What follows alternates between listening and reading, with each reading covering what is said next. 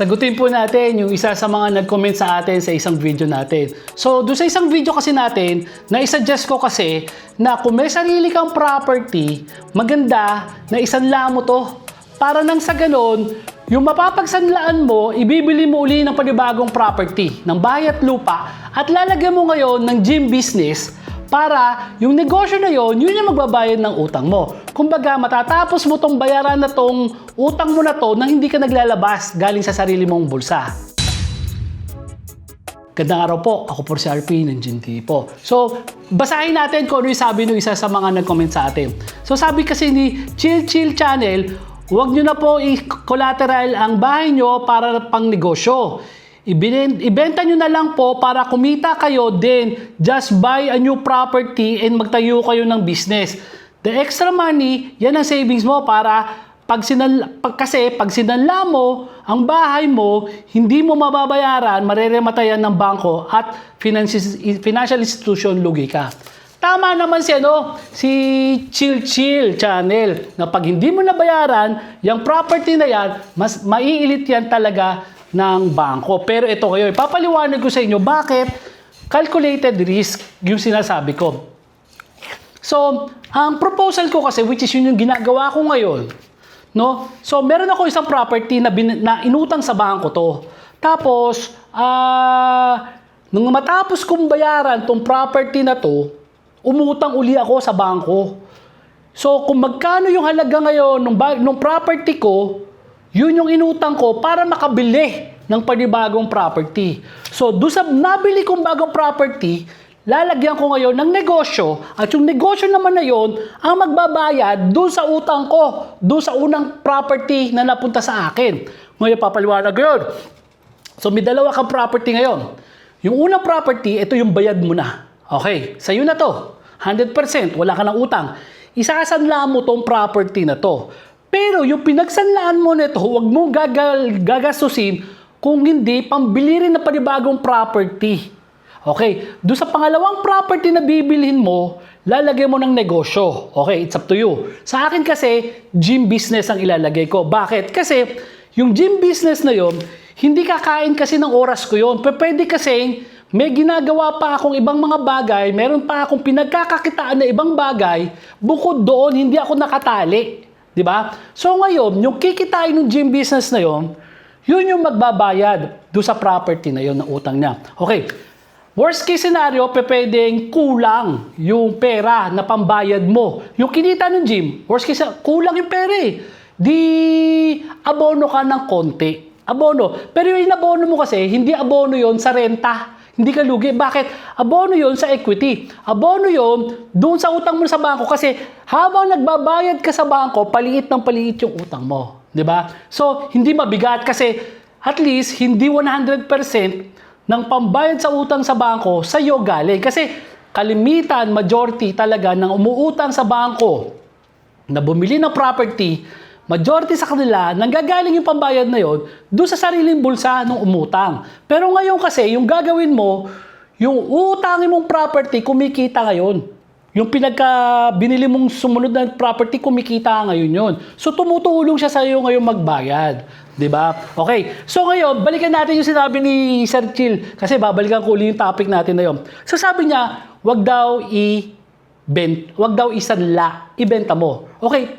Papakita ko naman sa inyo bakit para sa akin, hindi ako pabor dun sa pagbenta. Kasi ganito yun. Okay. Meron ka, katulad ako yung property ko sa Colinville, sa Kawit, nabili ko siya ng around 2.2 million 4 years ago. 5 years ago, sorry. 5 years ago. Pero ngayon, dahil sa development na nangyayari sa Colinville, dumoble yung property value, tumaas siya ng tumaas kasi sa tapat, nagkaroon ng SNR, nagkaroon ng Ayala, sa labas mismo ng subdivision, nagkaroon ng Contis, Starbucks, Shuttle's Best, Dunkin' Donut, at iba pa. Doon mismo sa labas So pagpalagay mo, naging 5 million ngayon, yung property na yon. Okay. Yung sinasuggest kasi ni Chill kasi, okay, magkano lang yung puhunan mo? 2.2 million lang yung puhunan ko 5 years ago, di ba? Pero ngayon, 5 million na. So, ibenta mo to para kumita ka ng 3 million. Pero ito yung tanong ko. Pag ginawa mo yon, makakabili ka ba uli ng property na ganun kaganda sa ganun kaliit na halaga? Makakabili ka ba ng 2 million pa uli na property? Di ba? Wala na. Kasi nagtaasan na yung value eh. Akala mo lang na kumita ka doon sa pag-increase ng property value mo. Pero well, in fact, oo nga, 2 million yung capital mo, 2.2 million yung capital mo nung una. Tapos yun, 5 million. Pero ngayon, hindi ka na makakabili. Pag mabenta mo man tong property mo na to ng 5 million, hindi ka na makakabili uli ng 2.2 million sa same location ng ganung halaga din. Di ba? So, walang sense. So, mabenta mo siya 5 million, makakabili ka property. Di isang property na 5 million din.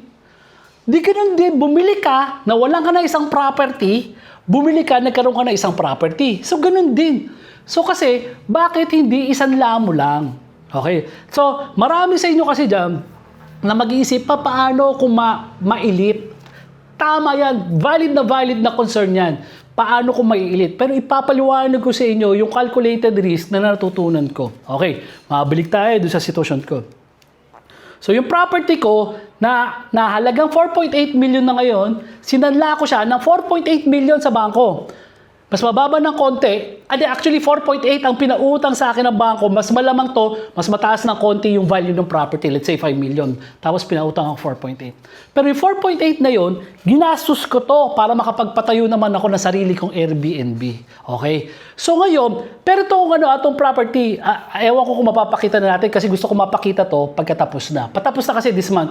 So, itong property na to, yung lupa, minana ko yan, Matagal na yan, hindi ko napapakinabangan. Kaya ngayon, yung 4.8 na inutang ko, sinanla ko yung una kong property na nabenta na bayaran sa utang. Pinantayo ko ngayon ng 2 unit na Airbnb na may swimming pool. Di ba? So ngayon, yung Airbnb na yun na magbabayad ngayon nung utang ko na 4.8. Di ba? So, ang worst case scenario, maiisip niya, paano pag hindi mo mabayaran? Paano hindi nag-click yung Airbnb? Paano kung hindi mag-click? Kung di siya mag-click, hindi ko mababayaran yung utang ko. Pero, hindi ko mababayaran yung utang ko, maiilit man yung una kong property, tandaan mo, tong lupa na to, let's say 2 million yung halaga ng lupa. 2 million yung halaga ng lupa. Tapos, nag-infuse ako ng 4.8 million na construction doon sa bahay, sa lupa na yon. So ngayon, ang halaga niya ngayon, 6.8 million na. Kasi nagkaroon na ng building. Nawalan man ako ng 4.8 million na bahay at lupa, nadagdagan naman ako ngayon ng 6.8 million na property. Yung 2 million, akin na yun eh. Nadagdagan ng 4.8. So, wala ring nawala sa akin. Yung value ng property, napunta rin sa akin. Kasi yun yung pinaggamitan ko. Pero para huwag kang maguluhan, what if yung 4.8 million na yun, para hindi ka maguluhan, bumili ka na lang ng panibagong property ng bahay at lupa uli. Tapos, dun sa garahe na yun, maglagay ka ng gym. Pakita ko sa inyo yung una kong gym. Yung una kong gym kasi, nilagay ko rin lang sa garahe ko. At nung umutang ako sa bangko, part nung kita ko, yun yung nagbabayad dun sa utang ko sa bangko. And 5 years, fast forward 5 years, 2020 to 2025, nabayaran ko na yung property na yun. Napunta na sa akin yung property na yun. Diba? Ganun din yung sinasuggest ko sa inyo.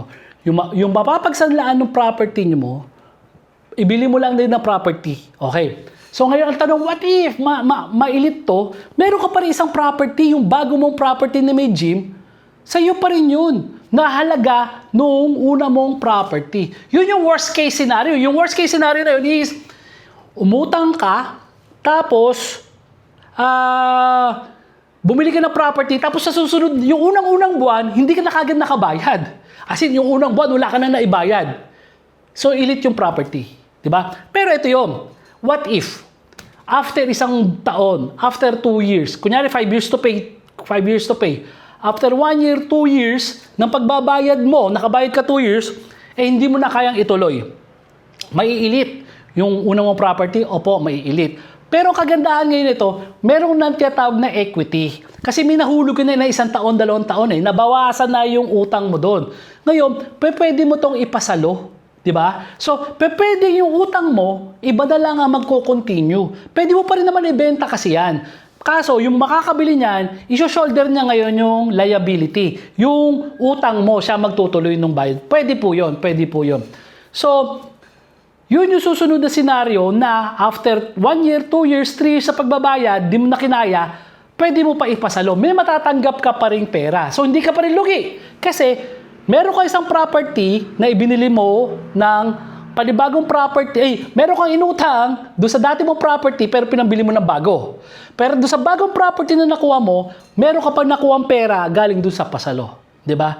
Ito naman yung best case scenario. Best case scenario, umutang ka galing dito sa property na to, bumili ka ng pangalawang property na may negosyo, may gym, at yung gym, sufficient siya para bayaran yung yung utang nito sa bangko. After 5 years, 10 years, sa'yo na tong property na to. May hirap ka ba? Wala. Kung meron mang konti, kasi nag-abono ko ng konti. Pero naging dalawa ang property mo, dahil isinanla mo lang yung una mong property. Unlike yung sinasuggest ni Sir Chill, benta mo to para bumili ka, yung sobra, pagtayo mo ng gym, di isa lang ang property mo rin lang. Di bali wala, parang sayang, di ba? So yun yung punto ko. Tapos, ito pa yung kagandahan niyan.